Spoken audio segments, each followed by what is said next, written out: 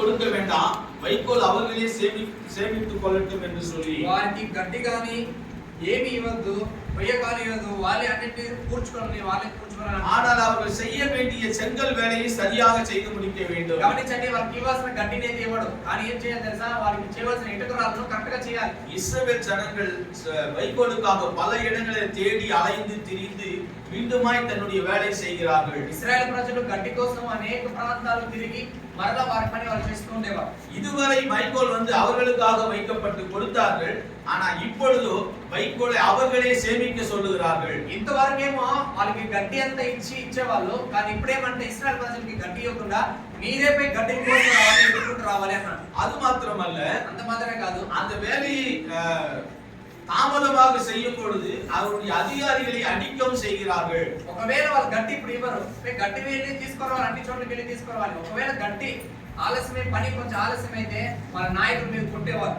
இந்த சூழ்நிலையில ఇలాంటి పరిస్థితుల్లో இஸ்ரவேல் ஜனங்கள் என்ன செய்கிறார்கள்? ఇశ్రాయేలు ప్రజలు ఏం చేస్తున్నారు? மோசேயிடத்துல போய் முறையிடுகிறார்கள். మోషే దగ్గరికి వెళ్ళి మొరపెడుతున్నారు. ஐயா, நாங்க உங்களை கேட்கவே இல்ல. అయ్యా, మేము వచ్చి మిమ్మల్ని అడగలేదు. நாங்க எங்களை இந்த அளவுக்கு பலு அதிகமாய் செய்கிறீங்களே, இது நியாயமா என்று கேட்கிறார்கள். మా మీద ఇంత భారం మోపుతున్నారు, పని మోపుతున్నారు, ఇది న్యాయమేనా అని అడుగుతున్నారు. இந்த செய்தியை மோசே தேவனிடத்துல போய் சொல்லுகிறான். ఈ యొక్క మాటని మోషేతో చెప్తున్నాడు దేవుడు.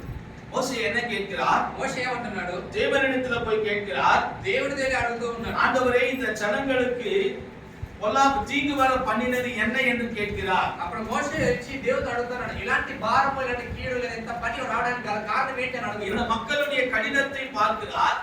ఈ ప్రజల యొక్క కఠినత్వాన్ని చూస్తున్నాడు. அவர்கள் படுகிற வேதனைகளை பார்க்கிறார். అతను పడుతున్నటువంటి వేదన చూస్తున్నారు. மோசே தேவனை போய் நோக்கி பார்க்கிறார். ఇప్పుడు ప్రజల పక్షముగా మోషే వెళ్ళి దేవుడి దగ్గర మాట్లాడుతున్నాడు. ஆண்டவரே, இந்த மக்களுக்கு தீங்கு வர பண்ணினது என்ன என்று சொல்லி, ప్రభువా, ఈ ప్రజలకు ఇలాంటి భారం రావడానికి, కీడు రావడానికి గల కారణం ఏంటి అని అడుగుతున్నాడు. ஆண்டவர் சொல்லுகிறார், దేవుడు చెప్తున్నాడు, நான் இருக்கிறவராகவே இருக்கிறேன் என்று சொல்லுகிறார். ఆయన అంటున్నాడు, నేను ఉన్నవాడును అనవాడునై ఉంటున్నాను అంటున్నాడు. நம்முடைய தேவன் எப்படிப்பட்டவர்? మన దేవుడు ఎలాంటి వాడండి? அந்த சூழ்நிலையை பார்க்கிறார். ఆ పరిస్థితులు చూస్తాడు. அந்த சூழ்நிலையிலே சொல்லுகிறார், అదే పరిస్థితులు అంటాడు, நான் இருக்கிறவராகவே இருக்கிறேன், నేను ఉన్నవాడుగానే ఉంటున్నాను, நான் இன்றும் மாறாதவராய் இருக்கிறேன். నేను ఈ రోజుకి మార్పు లేని వాడుగా ఉన్నాను. நம்முடைய தேவன் எப்படிப்பட்ட தேவன்? మన దేవుడు ఎలాంటి దేవుడు?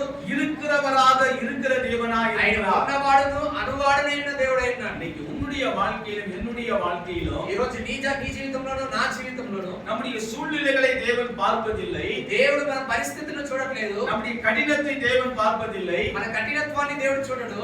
ஆனால் அவர் இருக்கிறவராகவே ఆయన இருக்கிறார். ఉన్నట్టు వాడుగాను అనువాడుగాను ఉన్నాడు. யாத்ராகமம் 3வது அதிகாரம் 6வது வசனம் சொல்லுகிறது. నిర్గమకాండం 3వ అధ్యాయం 6వ వచనం చెప్పబడుతుంది. 3வது வசனம் சொல்லுகிறது, 3వ వచనం చెప్పబడుతుంది, சர்வ வல்லமையுள்ள தேவன் என் நாமத்தினால் ஆபிரகாமுக்கு ஈசாக்குக்கும் யாக்கோபுக்கும் தரிசனமானேன் என்று சொல்லுகிறார். 3వ అధ్యాయము 3వ వచనంలో చూసుకున్నట్లయితే, అప్పుడు మోషే పొదయల కాలిపోలేదో ఆ తట్టు విని ఆ గొప్ప వంతు చూడని అనుకోనేను.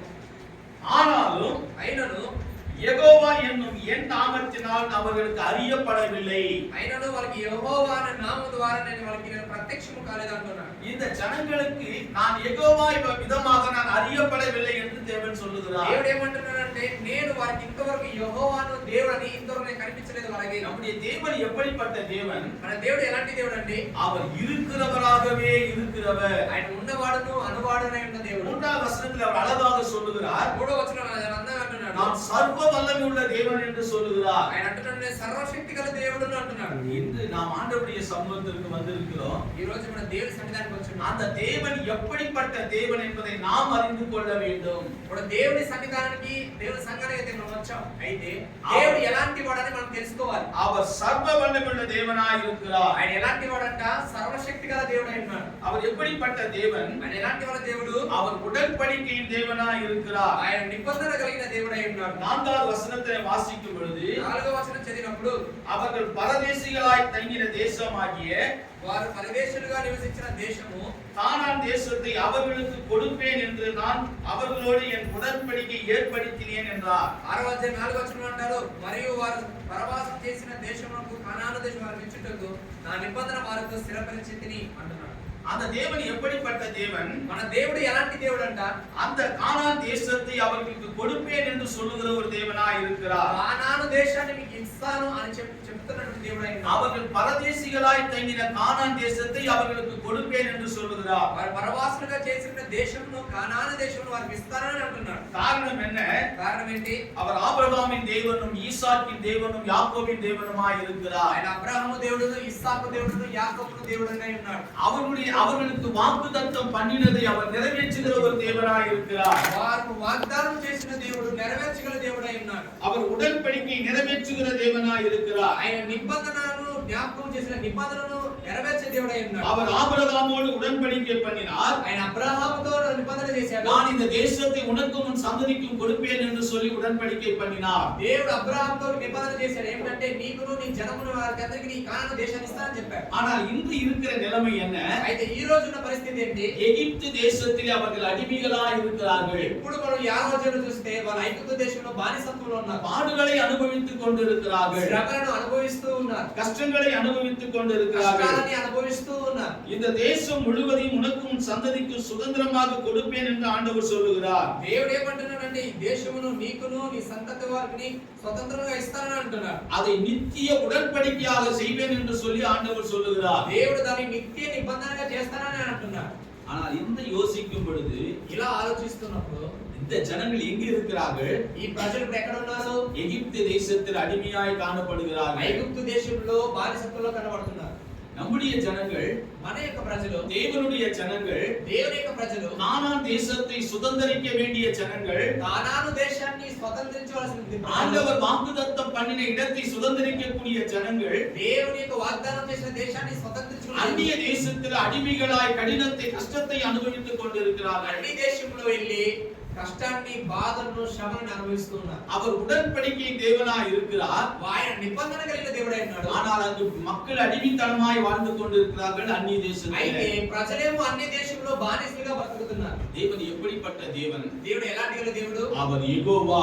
ఆయన యెహోవా దేవుడు. அவர் இருக்கிறவராகவே இருக்கிறவர். ఆయన ఉన్నవాడును అనువాడునై ఉన్నాడు. 5వ వచనத்தை வாசிக்கும் பொழுது 5వ వచనాన్ని మనం చదివినప్పుడు எகிப்தியர் அடிமை கொள்ளுகிற இஸ்ரவேல் புத்திரர் பெருமூச்சை நான் கேட்டு ఐగుప్తీయులు దాస్యమునకు లోబరుచున్న ఇశ్రాయేలు మూలుగులను విని என் உடன்படிக்கையை நான் நினைத்தேன் என்று சொல்லி ஆண்டவர் சொல்லுகிறார். నా నిబంధనను జ్ఞాపకం చేసుకొని ఉన్నాను అంటున్నాడు. எகிப்திய தேசத்தில் அடிமையா இருக்கிற இஸ்ரவேலுடைய பெருமூச்சை கேட்டு గమనించండి, ఐగుప్తీయులు దాస్యమునకు లోబరుచున్న இஸ்ராயேலியல மூல்களும் வினி மக்கள் அடிமையா இருக்கும் பொழுது தேவன் உடன்படிக்கையை நினைவு கூர்ந்த ஒரு தேவனாய் இருக்கிறார். గమనించండి, ప్రజలు అక్కడ మూలుగుతున్నప్పుడు దేవుడు తన నిబంధనను జ్ఞాపకం చేసుకునే దేవుడై ఉన్నాడు. என்ன உடன்படிக்கை நினைவு கூர்ந்தார்? ఏంటి ఆ నిబంధన జ్ఞాపకం చేసుకున్నాడు? ஆபிரகாமுக்கும் ஈசாக்குக்கும் யாக்கோபுக்கும் அவனுக்கும் அவனுடைய சந்ததிக்கும் கானான் தேசத்தை கொடுப்பேன் என்பதை நினைவு கூர்ந்தார். ఏంటి ఆ నిబంధన జ్ఞాపకం చేసుకున్నాడు? అబ్రహాముకి, ఇస్సాకుని, యాకోబుకి ఇస్తానని చెప్పినటువంటి ఆ కానాను దేశాన్ని ఇస్తానని నిబంధన జ్ఞాపకం చేసుకున్నాడు. ஆனால் இஸ்ரவேல் ஜனங்கள் என்ன செய்து అయితే கொண்டிருக்கிறார்கள்? ఇప్పుడు ఇశ్రాయేలు ప్రజలు ఏం చేస్తున్నారు? எகிப்து தேசத்தில் அடிமைகளாய் இருக்கிறார்கள். ఐగుప్తు దేశంలో బానిసలుగా ఉంటున్నారు. வேதனைகளை அனுபவித்துக் கொண்டிருக்கிறார்கள். వేదనను అనుభవిస్తూ ఉన్నారు. பெருமூச்சை விட்டுக் கொண்டிருக்கிறார்கள். మూలుగుతూ ఉన్నారు. ஒரு சமயம் நான் பெருமூச்சை குறித்து பலமுறை மத்தியில பேசியிருக்கிறேன். మీ మధ్య నేను అనేక సార్లు మూలుగుల గురించి మీతో మాట్లాడి ఉన్నాను. நம்முடைய தேவன் எப்படிப்பட்ட தேவன்? మన దేవుడు ఎలాంటి దేవుడు అంట? நம்முடைய பெருமூச்சை கேட்கிற ஒரு தேவனாய் இருக்கிறார். మన యొక్క మూలుగులను కూడా వినే దేవుడై ఉన్నాడు. இஸ்ரவேல் ஜனங்களுடைய பெருமூச்சை தேவன் கேட்டார். ఇశ్రాయేలు ప్రజల యొక్క మూలుగులను దేవుడు విన్నాడు. இன்னைக்கு உன்னுடைய பெருமூச்சை தேவன் கேட்கிறவராய் ఈ இருக்கிறார். రోజు కూడా మీరు ఏడ్చి ఏడ్చి ఆ మూలుగులు వస్తే ఆ మూలుగులు కూడా వినే దేవుడై ఉన్నాడు. பெருமூச்சு எப்படி கேட்கிறார்? ఆ మూలుగులు ఆయన ఎలా వింటాడు? அது பெருமூச்சு என்பது என்ன? ఆ మూలుగు అంటే ఏంటి? என்னால சொல்லவும் முடியல, சொல்லாம இருக்கவும் முடியல. మూలుగు అంటే అర్థం ఏంటో తెలుసా? నేను మూలుగు అంటే అర్థం ఏంటంటే నేను చెప్పలేకపోతున్నాను, నా వల్ల దాన్ని లోపల ఉంచలేకపోతున్నాను, దాన్నే మూలుగు అంటారు. என்னால ஒரு காரியத்தை சொல்லவும் முடியல, செய்யவும் முடியல. నా వల్ల ఒక కార్యాన్ని చెప్పలేకపోతున్నాను, ఒక కార్యాన్ని నేను చేయలేకపోతున్నాను. என் இருதயத்தை அடக்கி தேவனை நோக்கி பெருமூச்சு விடுவதுதான் இந்த காரியம். అప్పుడు మూలుగు అంటే అర్థం ఏంట్రా అంటే, లేదా ఆ కార్యం అర్థం ఏంట్రా అంటే అన్ని కార్యాలు నా హృదయంలో ఉంచుకున్న హృదయంలో నుండి దేవుని నేను మొరపెట్టడమే మూలుగు. இந்த தேவன் எப்படிப்பட்ட தேவன்? అప్పుడు ఈ దేవుడు ఎలాంటి దేవుడు అంట? நம்முடைய பெருமூச்சை கேட்கிற தேவனாய் இருக்கிறார். మన యొక్క మూలుగులను కూడా వినే దేవుడై ఉన్నాడు. ஒரு சமயம் உன்னுடைய சூழ்நிலை எப்படி இருக்கு என்பது எனக்கு தெரியாது. ఒకసారి ఆలోచించండి, నీ యొక్క పరిస్థితులు ఎలా ఉందో నాకు తెలియదు. ஆனா தேவன் உன்னுடைய பெருமூச்சை கேட்கிறவராய் అయితే இருக்கிறார். దేవుడు మీ మూలుగులను వినే దేవుడై ఉన్నాడు. உன்னுடைய பெருமூச்சுக்கு பதிலளிக்கிற ஒரு தேவனாய் இருக்கிறார். మీ యొక్క మూలుగులకు ప్రత్యుత్తరం ఇచ్చే దేవుడై ఉన్నాడు. சங்கீதக்காரன் தாவீது மிக அழகாக எழுதுவார். కీర్తనకారుడు చాలా అందంగా మాట్లాడతాడు. சங்கீதம் 6வது அதிகாரம் కీర్తన రాసిన గ్రంథం 6వ అధ్యాయము 6வது వசனத்தை நாம் வாசித்து பார்க்கலாம். 6వ వచనాన్ని మనం చదువుచుద్దాం. என் பெருமூச்சினால் இளைத்து போனேன், ராம் முழுதும் கண்ணீரால் என் படுக்கையை மிகவும் ஈரமாக்கி என் கட்டிலை நனைக்கிறேன் என்று தாவீது சொல்லுகிறார். గమనించండి 6వ అధ్యాయం 6వ వచనంలో అంటాడు, నేను మూలుగుచు అలసి ఉన్నాను, ప్రతి రాత్రియు కన్నీరు విడిచుచు నా పరపులు తేల చేయుచున్నాను, నా కన్నీళ్ల చేత నా పడక కొట్టుకొని పోచున్నది. ஒரு சமயம் அவருடைய அனுபவத்தை நாம் யோசித்து பார்க்கலாம். ఒకసారి ఆ యొక్క దావీదు యొక్క అనుభవాన్ని మనం జ్ఞాపకం చేసుకుందాం. அவருடைய பெருமூச்சினால் இளைத்து போனேன் என்று சொல்லுகிறார். ఆయన యొక్క మూలుగుల చేత ఆయన అలసిపోయాడంట. தன்னுடைய வேதனை யாரிடத்துல சொல்ல முடியல, తన వేదనని ఎవరితోనూ చెప్పలేకపోయాడు. தன்னுடைய கஷ்டத்தை யாரிடத்துல சொல்ல முடியல, తన కష్టాన్ని ఎవరితోనూ చెప్పలేకపోయాడు. தன்னுடைய பாடுகளை யாரிடத்துல பகிர்ந்து கொள்ள முடியல, తన యొక్క శ్రమలను ఎవరితోనూ చెప్పలేకపోయాడు. தன் இருதயத்தில் அடக்கி வைத்து சரீரம் இளைத்து போனதாக தாவீது சொல்லுகிறார். తన హృదయంలో ఉన్నటువంటి మూలుగలు కష్టాన్ని బాధను అనుభవిస్తూ మూలిగి అలసిపోయాడంట. அது மாத்திரமல்ல, అంత మాత్రమే కాదు, தன் படுக்கை மிகவும் ஈரமாக்கி தன் கட்டிலை நனைத்து விடுகிறான். అప్పుడు కింద వచనంలో ఉంటుంది, ప్రతి రాత్రియు కన్నీరు విడిచుచు నా పరుపుల్ని తేల చేయుచున్నాను అంటున్నాడు. கொஞ்சம் யோசித்து பார்க்கலாம். కొంచెం ఆలోచించి చూద్దాం. நாம படுத்த படுக்கையில யாரிடமும் வேதனையை சொல்ல முடியாம தன் கண்களில கண்ணீர் மாத்திரமே வடிந்து கொண்டு இருக்கிறதாக தன் கட்டிலை நனைக்கிறதாக தாவீது சொல்லுகிறார். దావీదు తన పడకల మీద పడుకున్నప్పుడు ఎవరితోనూ చెప్పలేకుండా కన్నీరుతో తన పడకలను తడిచేస్తున్నటువంటి ఆ బాధను అనుభవిస్తూ ఏడుస్తున్నటువంటి దావీదును మనం చూస్తూ ఉన్నాం. தன் படுக்கை முழுவதும் அவன் நனைத்தான் என்று வேதம் சொல்லுகிறது. ఆయన యొక్క పరుపంతయు కూడా నీళ్ల చేత తేల చేయుచున్నాడని వాక్యం సెలవిస్తుంది. 8வது వచనத்தை நாம் வாசித்து பார்க்கும் பொழுது 8వ వచనంలో మనం చూస్తే, கர்த்தர் என் அழுகையின் சத்தத்தை கேட்டார் என்று வேதம் యెహోవా சொல்லுகிறது. నా రోదన ధ్వని విని ఉన్నాడు అని వాక్యం సెలవిస్తున్నాడు. நான் கொஞ்சம் யோசித்து பாருங்க. మనం కొంచెం ఆలోచించి చూద్దాం. இந்த அழுகைக்கு ஒரு சத்தம் உண்டு என்பதை தேவன் காண்பிக்கிறார். గమనించండి, దేవుడు ఏడుపుకు కూడా ఒక శబ్దం, ఒక ధ్వని ఉందని చెప్తున్నాడు. கொஞ்சம் யோசித்து பாருங்களேன். మనం ఆలోచించుదామా? படுக்கையில படுத்து அழுது கொண்டிருக்கிறார், கண்ணீர் மாத்திரம் வடிந்து கொண்டே இருக்கிறது, தன் தலையணை நனைந்து கொண்டே இருக்கிறது. இந்த கண்ணீருக்கு ஒரு சத்தத்தை தேவன் வைத்திருக்கிறார். గమనించండి, దేవుడు అక్కడ రాత్రంతయు తన ఏడుస్తూ కన్నీరు కారుస్తూ తన పడకనంతయు తడిపేస్తున్నాడు. కానీ దేవుడు ఏమంటున్నాడంటే ఆ కన్నీరుకు కూడా ఒక ధ్వని, ఒక స్వరం ఉందని దేవుడు తెలియజేస్తున్నాడు. நீ விடுகிற ஒவ்வொரு கண்ணீரையும் கர்த்தருடைய சமூகத்திற்கு பெரிய சத்தமாய் போகிறது என்பதை நாம் மறந்து போக கூடாது. మీరు కార్చే ప్రతి కన్నీరు బొట్టు కూడా దేవుని దృష్టికి లేదా దేవుని సన్నిధానానికి అది గొప్ప శబ్దంగా వెళ్తాననే విషయాన్ని మీరు మర్చిపోవద్దు. நம்முடைய தேவன் எப்படிப்பட்ட தேவன்? మన దేవుడు ఎలాంటి దేవుడు? நம்முடைய பெருமூச்சை கேட்கிற మన தேவனாய் இருக்கிறார். మూలుగులను కూడా వినే దేవుడై ఉన్నారు. உன் அழுகையின் சத்தத்தை கேட்கிற தேவனாய் మీ యొక్క இருக்கிறார். ఏడుపు ధ్వని లేదా మీ రోదన ధ్వని వినే దేవుడై இந்த ఉన్నారు. வேதனை அறிந்திருக்கிற ஒரு தேவனாய் இருக்கிறார். మీ వేదనలను కూడా ఎరిగిన దేవుడై ఉన్నాడు. அப்போஸ்தலர் 7வது அதிகாரம் 34வது வசனத்தை நாம் வாசிக்கலாம். అపోస్తలుల కార్యములు 7వ అధ్యాయం 34వ వచనాన్ని అయితే మనం చదువుదాం.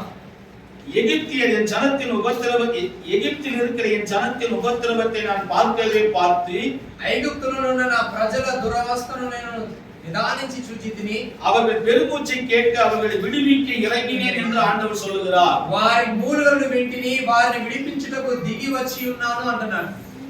நம்முடைய தேவன் எப்படிப்பட்ட தேவன்? మన దేవుడు ఎలాంటి దేవుడు అంట?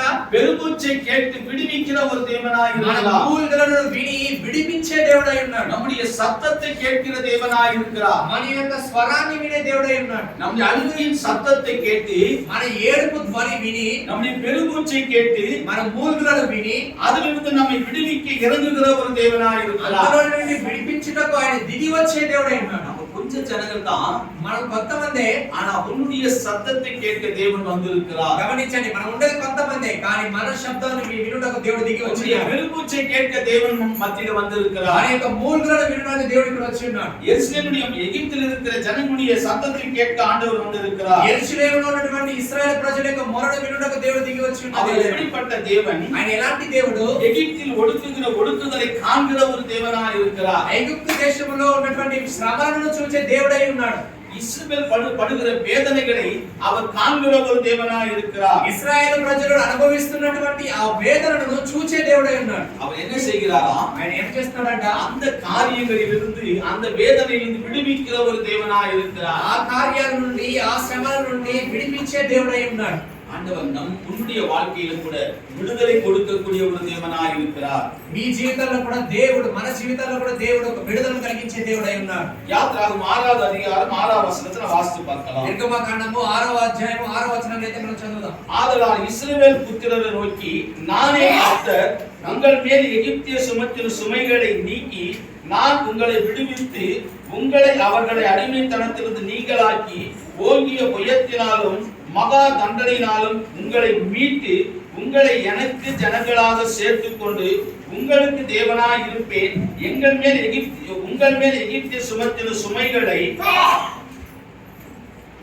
நீக்கி உங்களை விடுவித்து உங்கள் தேவனாகிய கர்த்தர் நான் என்று அறிவீர்கள் என்று சொல்லுகிறார். 6-7 వచనాలను మనం చూస్తే, కాబట్టి నీవు ఇశ్రాయేలుతో ఇలాగ చెప్పుము, నేను యెహోవాను, నేను ఐగుప్తీయులు మోయించు బరువుల క్రింద నుండి మిమ్మల్ని వెలుపలికి రప్పించి వారి దాసత్వంలో నుండి మిమ్మల్ని విడిపించి నా బాహువు చాపి గొప్ప తీర్పు తీర్చి మిమ్మల్ని విడిపించి మిమ్మును నాకు ప్రజలుగా చేర్చుకొని మీ దేవుడై ఉన్నాను.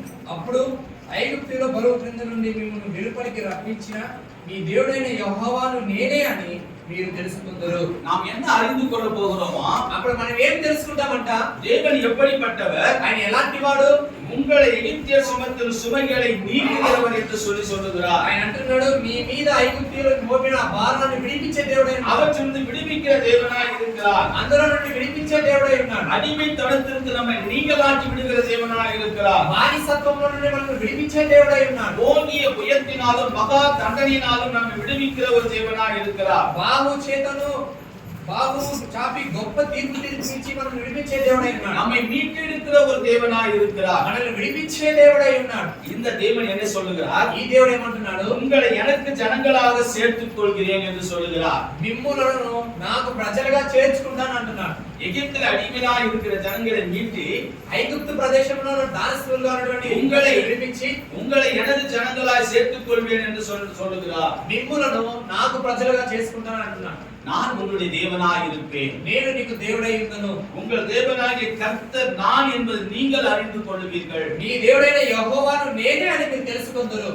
இந்த நாளை நாம் அறிந்து கொள்ளலாம். ఈ సమయం మనం తెలుసుకుందాం. நம்முடைய தேவன் எப்படிப்பட்ட தேவன்? మన దేవుడు ఎలాంటి దేవుడు అంట? இருக்கிற అடிமைத்தனத்திலிருந்து நம்மை மீட்டெடுக்கிற ஒரு தேவனாய் இருக்கிறார். ఉన్న బానిసత్వంలో నుండి బయటకు తీసుకురావాలనే దేవుడై ఉన్నాడు. பிரச்சனையிலிருந்து நம்மை மீட்டெடுக்கிற ஒரு தேவனாய் இருக்கிறார்.